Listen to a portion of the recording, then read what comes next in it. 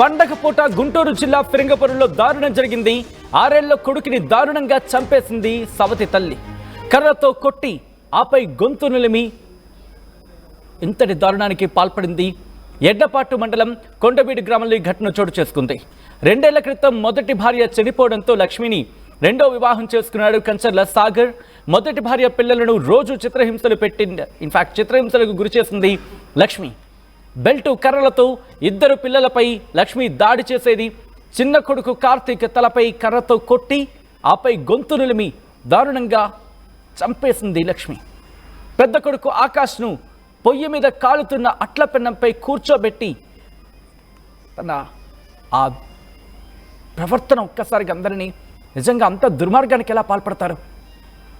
సవతి తల్లి అయితే అంత దుర్మార్గానికి పాల్పడాలా అనేంతలా వ్యవహరించింది లక్ష్మి. చిన్నారులను చిత్రహింసలు పెట్టేందుకు లక్ష్మికి సాగర్ సహకరించాడా? స్థానికుల ఫిర్యాదుతో రంగంలోకి దిగారు పోలీసులు. ఇన్వెస్టిగేషన్ ప్రారంభించారు. దానికి సంబంధించిన బ్రేకింగ్ న్యూస్ చూస్తున్నారు. నిజంగా రోజు రోజుకి మానవత్వం ఇంత దిగజారిపోతోందా? ఇలాంటి మహిళల మన సమాజంలో ఉంది. ఇలాంటి వాళ్ళ మహిళా సమాజం కూడా బహుశా తలదించుకుంటుందేమో, సిగ్గుపడుతుందేమో. దొరికితే ఇలాంటి మహిళ కనుక దొరికితే బహుశా విడిచిపెట్టరేమో సాటి మహిళలు. ఇంత దారుణమా? పిల్లల పట్ల ఇంత దారుణంగా వ్యవహరించడమా? ఇంత చిత్రహింసలకు గురి చేయడమా?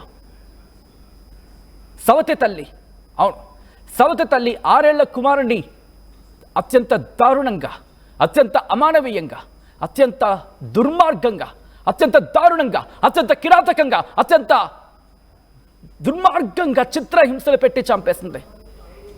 కర్రతో కొట్టింది, అయినా తీరలేదు. ఆ తర్వాత గొంతు నిలిమేసింది. నిజంగా 6 ఏళ్ల ఆ పిల్లాడి ప్రాణం ఎంత ఉంటుంది? బహుశా తల్లిదండ్రులకు ఒక చిన్న దెబ్బ పిల్లలకి తగిలితేనే తట్టుకోలేరే. అలాంటిది ఇంత దారుణంగా వ్యవహరించిన సందర్భం. ఈ కథను మిమ్మల్ని కాస్త కలవరపరచవచ్చు. అయితే మిమ్మల్ని కలవరపాటుకు గురి చేయడం ఆర్టీవీ ఉద్దేశం కాదు.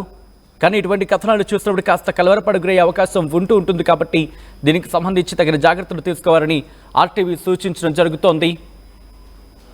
ఇటు ఎటువంటి పరిస్థితులు ఉన్నాయి, సమాజంలో ఎటువంటి దారుణాలు జరుగుతున్నాయి, ఎటువంటి హింస ప్రవృత్తి పెరిగిపోతోంది, హింస ఏ స్థాయిలోకి వెళ్ళిపోతోంది అనేది మీకు చూపించడం ద్వారా ఆ కథనాల మీద మీకు అవగాహన కల్పించడం, మిమ్మల్ని అప్రమత్తం చర్యలో భాగంగానే కథనం చూపించడం జరుగుతోంది తప్ప మిమ్మల్ని కలవరపడ గురి చేసే ఉద్దేశం ఆర్టీవీకి లేదు.